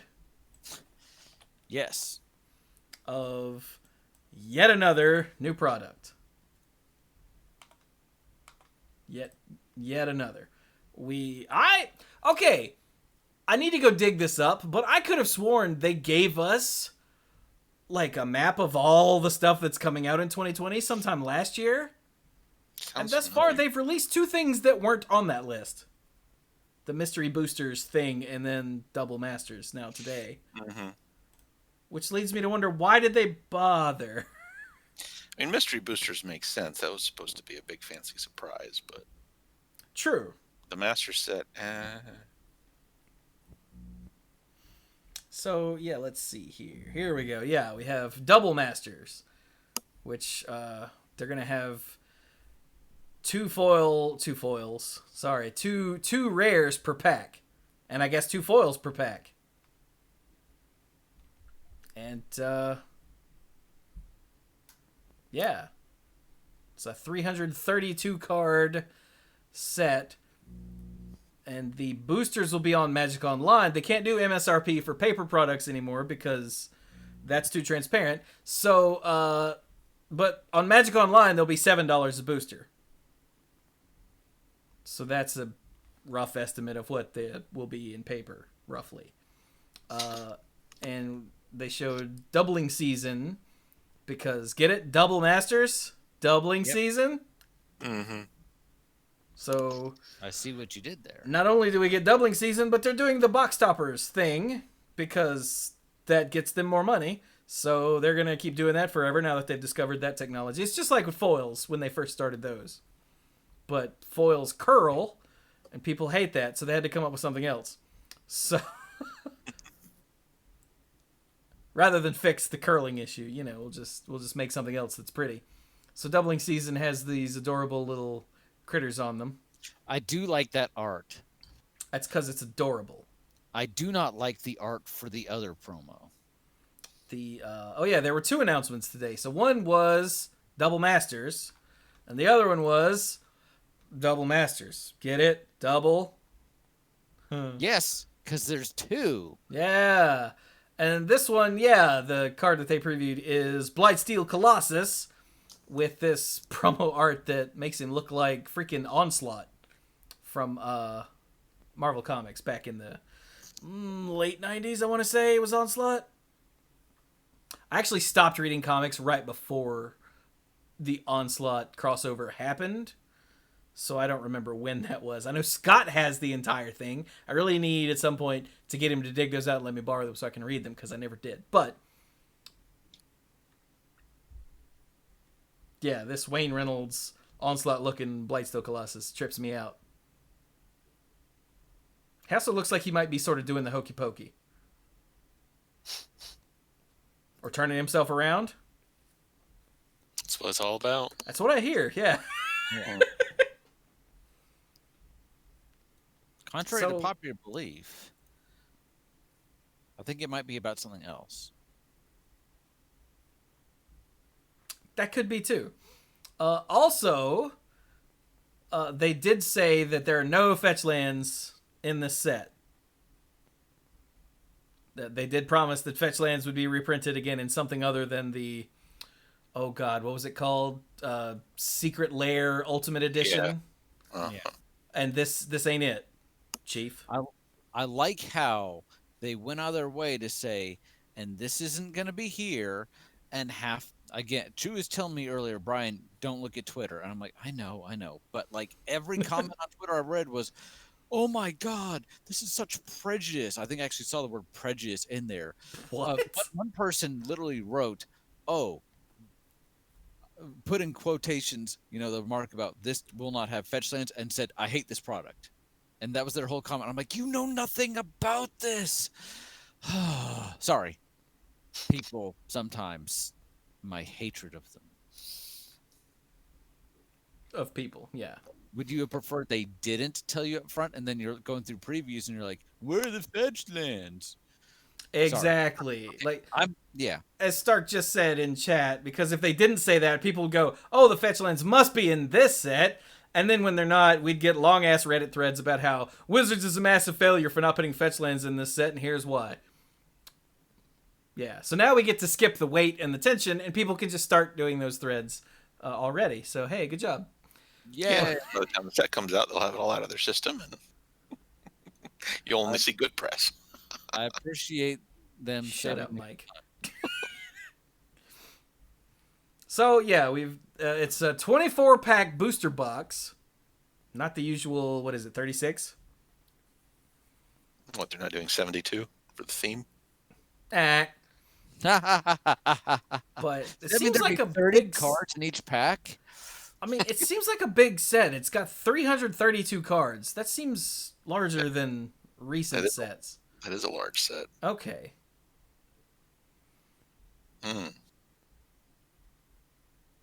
So, yeah. Oh, and in each booster box, you get 2 of the non-foil showcase box topper cards. Huh. Yeah, without all the nonsense, Ikoria is just 274. Okay. So without all the shenanigans. It is massive then, yeah. Mm-hmm. And it doesn't look like they're going to be doing anything like collector boosters for this. Or are they? Oh, we'll be replacing collector boosters with something we're calling VIP edition for this product only. But they're not going to tell us what that means. Okay. So they are doing something on top of regular boosters. It's a collector booster. I don't know. The fact that it's called VIP edition makes me think that it's not a booster necessarily. I don't know. That's an interesting point. Huh. Either that or they're trying to rename it. So there's a discussion, just to get completely off the rails here for a minute. There's a discussion that's been happening for the last, I don't know, year or two in video games about loot boxes and how lots of places are starting to call loot boxes gambling. Right. Mm-hmm. And how loot boxes are slowly, hopefully, being phased out of lots of things. Or at least predatory loot boxes. And that leads me to wonder if, by some bizarre miracle, they just the various governments just decide that loot boxes in video games just are gambling and we can't do it anymore. How does that affect the digital version of card games? Because that's all a booster pack is Yeah. a loot box. It Booster just booster packs, whether they're digital or in real life, are the original loot boxes. But they are collated in a particular way. You're not going to open up booster after booster of just nothing but trash commons. They're collated in a particular way. I mean, some games, so like are they in Hearthstone- lots of games. Huh? I mean, they're like that in lots of games. Well, yeah, but I'm saying it's, even loot boxes. Loot boxes are collated in lots of games, or just some games. Yeah, in for instance, in Overwatch, you're gonna get a minimum. It's sort of like Hearthstone. You're gonna get a minimum of a rare and 3 commons. But those are cosmetics. Yeah, that's what most loot boxes are. Which is why it's even worse for card games where the loot boxes have the stuff you need to. I thought the game. controversy was about loot boxes that had like meaningful stuff in, like gameplay stuff in them. That was where it started, but it's pretty much expanded to just mean loot boxes. Because it's the same. It hits the same. It's about the addiction and the manipulating your players' brain chemicals more so than pay to win. Okay, that's something else entirely. That more has to do with ethics and morals than legality. Well, I You'd be agree surprised with how Mike often on the this one. two are related, though. or how often they're not. As a lawyer, I'm required to say. But like You there know are me, places you know that me, are cracking You know me, I down do on value the ethics. what? There are places that are cracking down on the loot box thing in Yeah. video games, mobile games especially, which means that, like I said, if in some weird miracle world where it's just decided that all video game loot boxes are no longer allowed, what happens to Hearthstone and Magic? Like places like Overwatch, I'm pretty sure, at least I hope, in Overwatch 2, they're going to get away from loot boxes entirely because they keep experimenting with new ways to get the cosmetics in your hand. But with card games, I don't know. I wonder if there's some sort of like, if they can be grandfathered into some extent where they're like, this is our business model. And for some people, that's not making it better. That's making it worse. Yeah. I mean, Like- you'd have to turn them into box sets, and then the secondary market would vanish. I mean, like in paper, you could get around it because it has other functionality for like limited Right. and whatnot Well, than the it does. paper, you can trade it with somebody else. That's why it's called a trading card game. So that I think you would have a very tough uphill battle to say that paper trading card games are gambling. That's a good point, because with Hearthstone and Overwatch, and I'm sure many other things, there's no trading system. Right. There you cannot say, well, hey, so and so, I'll trade you this for this, or because you want that specific thing. And I agree with Mike that the way Overwatch is that it's a cosmetic thing. You're not limited to you don't have a character or a move or something that's stuck behind a paywall. It's just, Warthog has this really cool suit during this season, and I don't have enough stuff. Maybe I'll get it during this special event, sort of thing.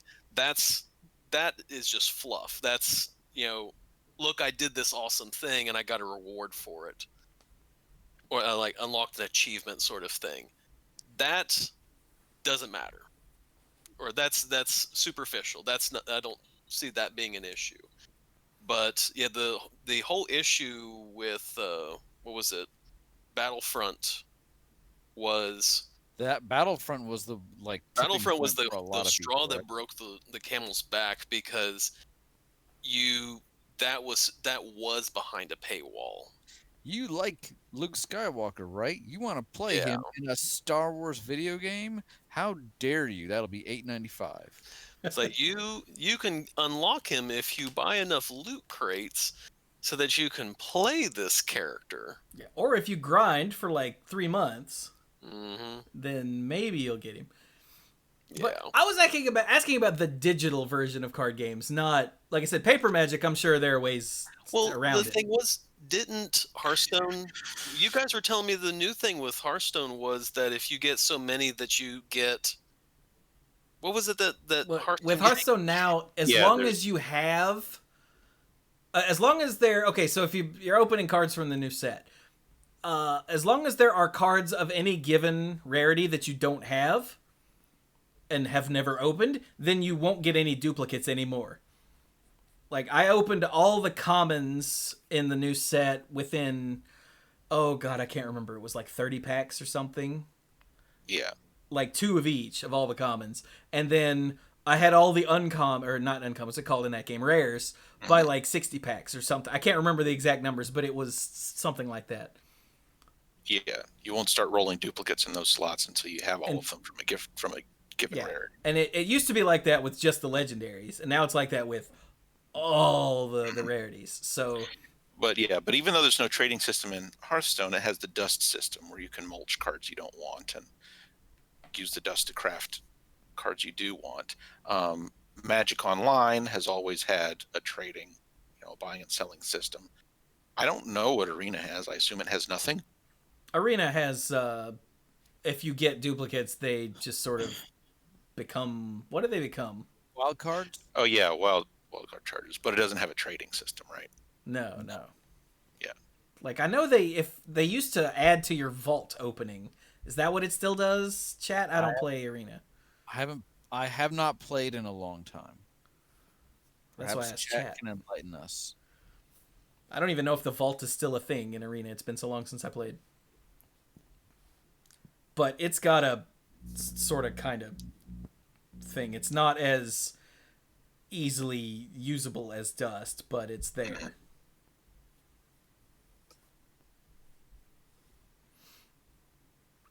So, yeah. That's just the thing that occurred to me a day or two or today, at some point in the recent past, and I figured I'd run it by you guys and see what you thought. I think so you're thinking that some sort of like recycling system for stuff like that might be a key? Some sort of outlet to say, I have 15 copies of this card. There's got to be some way of saying either, okay, when you get the number of that card, that where you no longer can, incorporate, like the digital version, you've got 4 of a Magic card. You don't need a 5th because if you're making 20 decks, you just say, well, I'll have 4 of this one. It just logs that you have 4 of that card. Yeah. There needs to be a system that says, okay, you have 4. All right, you will no longer receive that card. Or what they could do is say, okay, well, you'll get this one, but you'll get an alternate art of it. Something like that, where again, if you are going to get it, then there needs to be some sort of alternate award or something of the sort that sort of shows off that you have this card. That would be the only other way I think that there would be, you could have an argument that, no, we still give you all these cards because you get something special with having all of these extra cards. So it's okay to have an element of luck and randomness as long as you have an out to say, all right, after a certain point, you can remove some of that reliance. Yeah. And it's just that the big thing is that, and again, the whole argument for the original process was that the whole loot crate system was stuck behind a paywall because the people who could afford to buy tons of them would unlock the best characters and the best moves. Show me your moves. Yeah, so I mean, you wanted Luke Skywalker, you had to buy tons of loot crates. Whereas, a person who just goes in and they're like, "Oh, I get to use a special character," and you don't and you're stuck with, the worst character. I don't know who would be the worst one, but again, Jar like Jar the Binks. default, this is the only special character. This is the default special character you get. You have to buy loot crates to get the additional ones. If you're doing that, then there is a significant difference between the characters and all that. Where again, if you have Darth Maul just goes and he just cuts people apart. Whereas if you're Han Solo, you just go pew pew pew pew pew pew, and you get chopped up real easily. Then obviously there's a better one that's better than the other. Who gets to shoot first? Yeah, I told you the jokes today would be bad. If you didn't believe me, I kind of I'm like that one myself, but Yeah. so can I don't want to interrupt anybody's train of thought. It is after 10. Can I tell you guys about my pre-release experience with Sam, and then I'm going to head out? Oh yeah, sure. So this will be my final thought. So, because of the whole situation, Wizards was encouraging stores to allow people to buy pre-release packs and take them home. I went to a local store, House of Cards in Winston, where we have done pre-releases, and Sam loves it there, and she's always felt very open and welcome to be there. And in fact, I went in. Sam, of course, was at home because we're trying to keep her at home, safe in her little bubble, as long as we can. And Tara was there, and she's like, "Where's I think she called her Sam." She said, where's my baby child or something? And I'm like, she's at home. She's like, and she made me wait while she wrote her a note to take home to Sam. But I grabbed 2 pre-release packs and 6 booster packs just to, add in later if we wanted.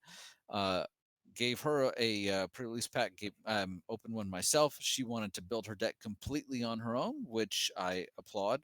For mine, I'm not going to go into everything. We played a couple games, but my pool, just to give you a sense of it, my rares and mythics were Luminous Broodmoth, which is the Mothra. I got the regular version of that. A Shark Typhoon, which I was like, oh, that's cool. A Gem Razor, which is a green creature with mutate, and when it mutates, you can naturalize something you don't control. The Indatha Triome, which I don't remember which Triome that is. I ended up putting it in the deck. I think it was white, blue, and white, black, and green. I don't know. And this one was alternate art, and it looks sweet. The comic book art. A Skycat Sovereign.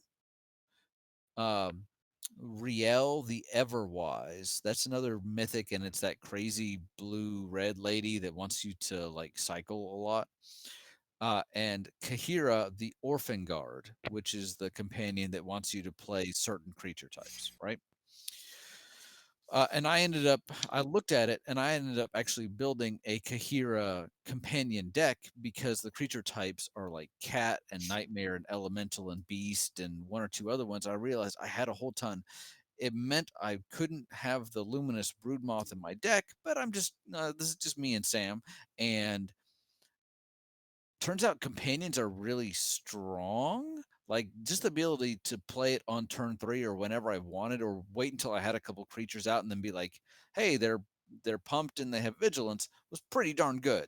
Had a lot of fun mutating, and it was awesome. Sam's pool, she had 2 of Umori the Collector. Which one's that? It's one where all the permanents need to share a type. That's right. That the black green one. She had companions out the wazoo. So she had 2 of those. She had 1 Yorian Sky Nomad. I'm not sure which. Okay. That's the one where you have to have It's plus like 20 cards. Yeah, and she looked at that and she laughed a little bit, but I think the effect is pretty good. Like it blinks your stuff for a while, Mhm. right? So it is Yeah, it's for as a real. companion or just in the 60? As a companion, Wow. So people, wow, so you can cool. always play it on. So I'll just put that one in a sleeve. Uh, and then she got a Karuga the Macro Sage, which was the first companion they previewed, the one that's like, hey, play expensive stuff. Mhm. Um, she got a Ruinous Ultimatum, which is the Mardu ultimatum that destroys everything you don't own. A Quartzwood Crasher, which is a green red trample enabler. It's like whenever a creature you control with trample deals trample damage to the opponent, you get an XX elemental or dinosaur where X is the Oh amount of yeah. damage you dealt. Mhm. And an Everquill Phoenix. And I wrote down the whole deck list. I'm not going to put it up here now, but she basically made a Mardu deck. And in our first game, I overextended into her Ruinous Ultimatum. And I was like, wow. Yeah. After the second game, I beat her in the second game. I did take a look at her deck to write this down, and she had 10 creatures, which is a bit on the low side. We put it down for a couple days because we had other things to do, and we actually came back to it. I had offered to like let her open up some of the boosters and insert them, and she's like, no, she actually wanted to take another look at her pool, and she modified it so that it was a Karuga the Macro Sage deck, and had some more creatures, but she still, I think, had the ultimatum in, so the mana was a little thin. And at one point, A I little. mutated into my gem razor and blew up her crystal. And she's like, "Oh, I guess I can't play him now." And I'm like, "You were literally counting on a crystal and one other land in your deck to be able to play him." And he's like, "Yeah." And I'm like, "Okay, it's good for you to learn these lessons." Um, but we both had a lot of fun. Just for fun, we opened up the packs and we got like the white black human legend who's like, I hate monsters. And we got another macro sage companion. So we be rolling in companions, yo. But tons of fun. Um, the set feels like a blast, and there's enough removal that creatures don't run it over, and you have a little hesitation to pile too many mutates onto one guy, but if you can, then it's a blast. It really feels just awesome.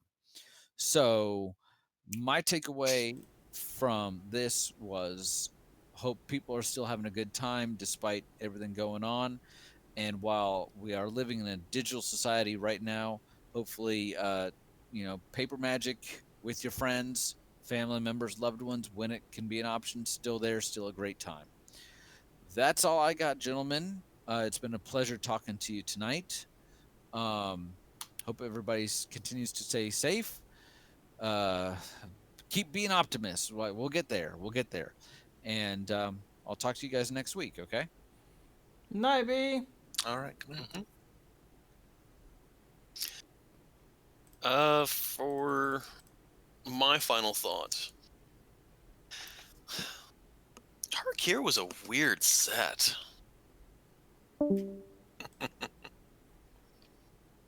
Might That's even have really been a weird my big block. stance. This was a weird set.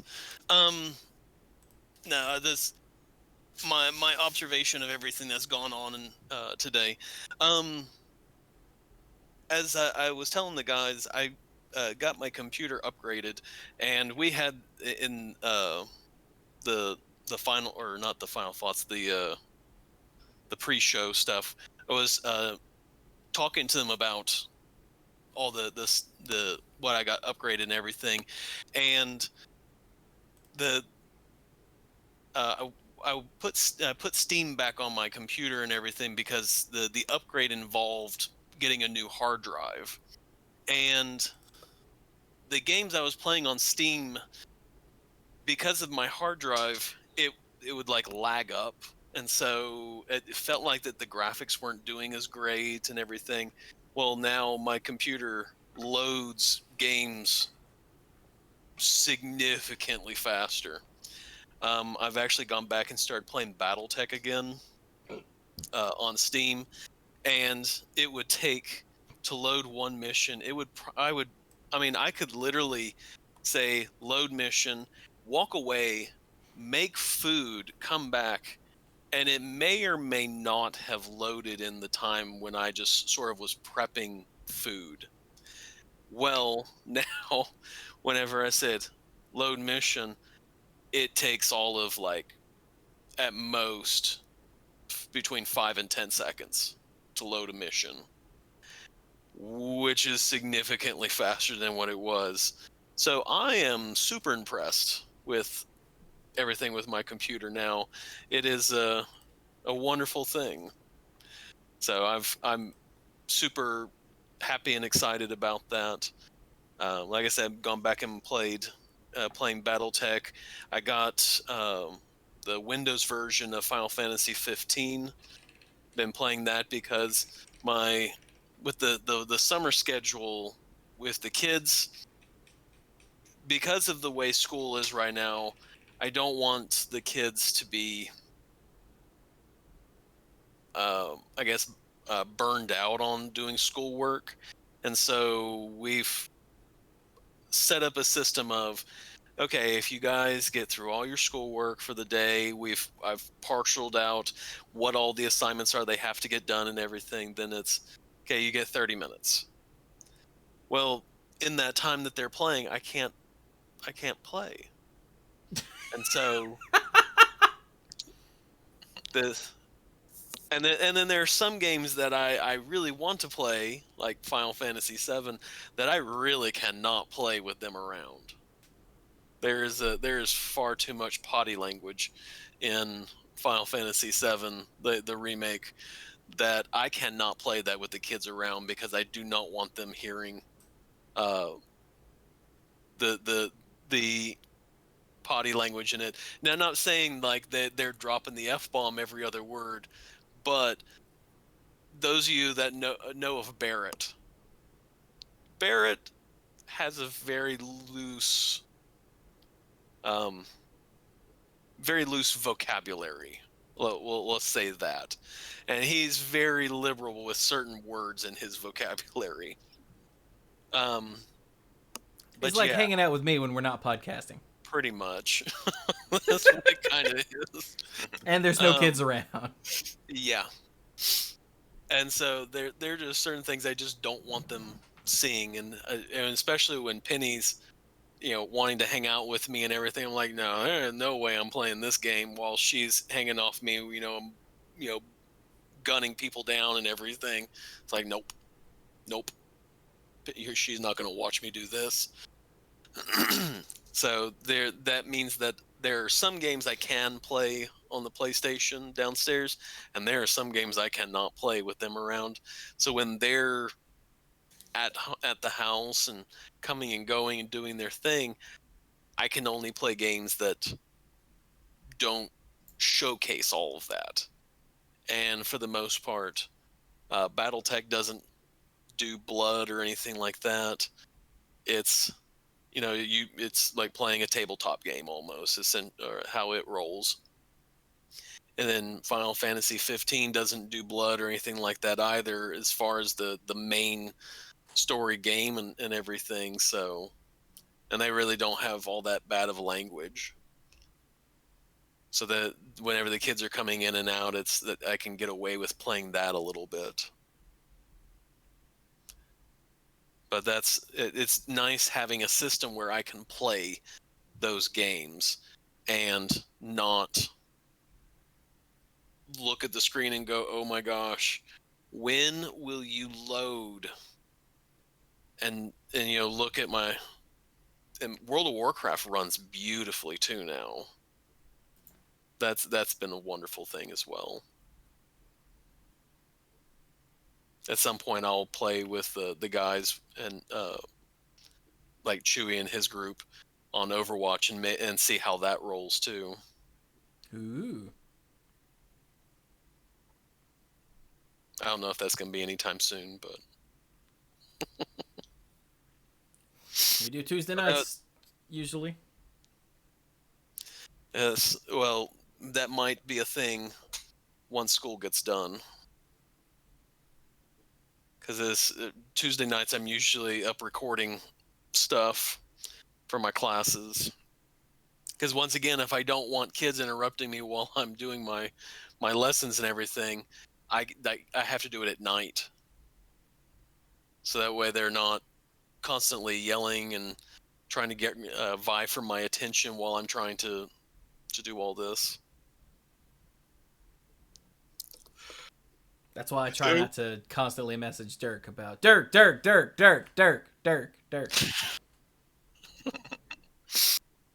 when we play Overwatch, that's what they do then. Dirk, what are you doing? Dirk, wait, Like, get on the payload! They didn't do that to me. It was, get behind me, do this. There really wasn't a whole lot of that. I felt like I did pretty well playing. Now, I didn't do as well as they did in terms of the game itself and everything, but I could at least not be the bottom person, not have a terrible score. Yeah. We actually played for the first time in a month on Tuesday, and Blizzard Mike actually joined us. And we were like, oh God, please don't judge us too harshly. We haven't played in a month. And he goes, yeah, me either. Nah, I'm just kidding. Because he works in QA on Overwatch. But he was playing, like, he plays with a controller when he's working. And he was playing on a mouse and a laptop keyboard. So he was like, this is going to be rough. I was like, buh.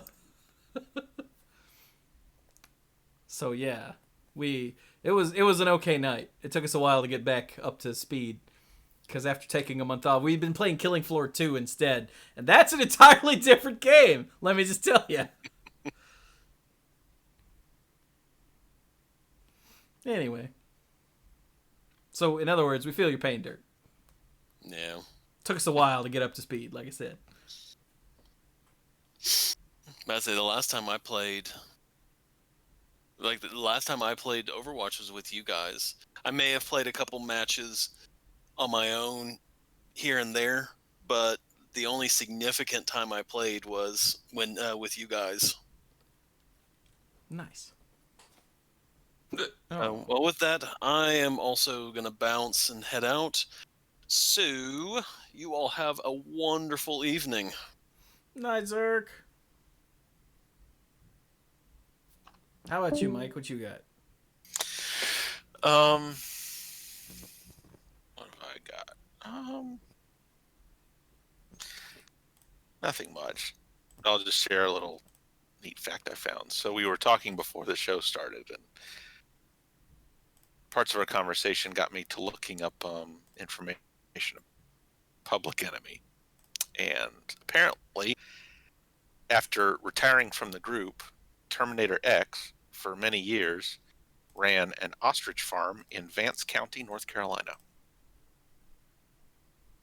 Where in the hell is Vance County? Vance County is, let's see. Henderson. Yes, Henderson. Oh, okay. I have to go through Vance County to get to Nana's house. Mm-hmm. But I've never noticed. Yes, that was a neat fact. But yeah, besides that, I mean, it's just work was particularly nutso last week. It's like I had originally when Chewy was asking, hey, do we actually want to do something because Brian's not going to be available? I was like, I kind of wanted the night for myself because I've been working really long hours. And then at like 7:15, I got a call from my boss, and I had to get back to work for another like 2.5 hours. So I would have had to skip the show. Anyway. Which means it would have just been me and Dirk, which means there was no show last week. Yeah. So I don't think Dirk and I could carry a conversation about magic by ourselves. Yeah, no. You could definitely find something else to go on about for longer than you expected, but Oh, yeah. not that. Totally. But, yeah, that's it. I was surprised to find out yesterday when I was just looking up schedule stuff. Yesterday, I was reminded that this coming Monday is Memorial Day, so that'll be nice to get the day off.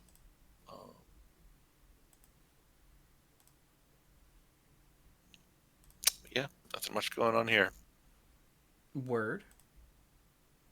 Also, I don't know if Brian was accurate. The last thing he said. He's like, we'll get through this. It'll be all right. I don't know about that. But,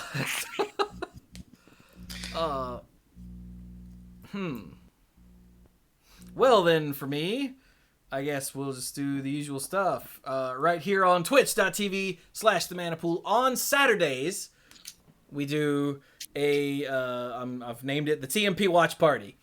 So if you're in the US, sorry about that, it's still in beta, and you have Amazon Prime, sorry about that, that's just one of those things that's going to be forever, I'm sure. Then you can come join us as we watch stuff this weekend. So if you're listening to the audio version of this, then last weekend. But if you're listening to this live, hey, this weekend, we're gonna watch Street Fighter the movie, followed by Cabin in the Woods. Oh yeah. So that's gonna be a good night. Because I did a poll last week, and those are the top two. So we're gonna do Street Fighter at 7 p.m. Eastern, and then Cabin in the Woods around 9, because each movie is like an hour and a half long, so something like that. It's going to be great. It's going to be great. Because one of those is an amazing experience, and the other one is actually a good film. Spoilers. Street Fighter is not the good film. Next week, also... We're going to watch 2 movies next week, too, but one of them, I'm going to have to override the democracy, like the president. I'm going to have to override the democracy and say that one of the ones we're going to watch next week is The Disaster Artist, because it's showing up on Netflix on the 1st, which means I think it's going to fall off of Amazon Prime on the 1st. Mm-hmm. So just in case, I'm just going to go ahead and watch that. That is the movie with James Franco, and I always forget his brother's name. The other Franco, his brother. That is Frank Franco. Frank Franco, yeah. That is about Franco Harris, yeah. It's about the making of the movie The Room, which is, one of the most notorious bad movies ever. And but The Disaster Artist is actually a really good movie about the making of a really bad movie. So yeah, that should be fun. And then I'll make a poll for the other movie we'll watch to go with it. Probably. Unless we just watch Vampire's Kiss. But I don't know if those two are right to watch together. So yay! Like I said, if you're listening to this live or before it releases, then on, hey, Saturday we're going to watch Street Fighter the movie. Cabin in the Woods. If you're listening to this, the audio version that come after it's come out, then or on YouTube, then it's gonna be The Disaster Artist and something. So come join us. I really like.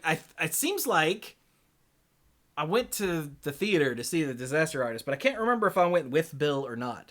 But I know Bill and Clues and I all had to watch The Room because we were gonna do a School of Movies episode about it, and so I got it and watched it. And then I took it to Bill, and we watched it together, because back in those days, you could do that. And and we did. And then we went to see The Disaster Artist, and it was excellent. So, yay. But okay. I also play other stuff. I'm working on Shadowgate right now. I finished Halo Wars, finally. That was awesome. And I'm working on Shadowgate, and I'm planning on starting... I want to do something like classic Nintendo-y. I'm thinking it might be time to do Link to the Past, Mike. Oh. That's what I'm leaning towards. I haven't completely decided it, because that's a pretty big undertaking. if I'm gonna turn it into YouTube videos, you know, that's pretty big. It's way bigger than Link's Awakening was, but I didn't know Link's Awakening. Link to the Past I know pretty well, so I don't know. It's we'll see. But anyway. But yeah, what's going on the YouTube channel right now is actually at the moment it's just Shadowgate. I really need to play something else that I can turn into YouTube videos because need some, what's the word, variety. But once I figure that out, it'll. It's like, I'm thinking Link to the Past and maybe something like something relatively short that I could do on Steam, like Brothers maybe, or maybe Limbo, maybe something like that. I don't know, something nice and short that is still really good. I don't know yet. I haven't decided. Come help me decide. You can join the Discord server. It's right there for everybody. You should totally join it. But, okay, I'm going to shut up now. So, hey, Manapool Productions on the whole is a Patreon-supported endeavor. And you can go to patreon.com/themanapool and sign up to become a lifeguard, which gets you a variety of stuff. For instance, you can get early access to Manapool episodes and all the YouTube videos. And you can get the odds and ends, which is all the behind-the-scenes nonsense recorded before and after both shows. And it's uncensored and unfiltered.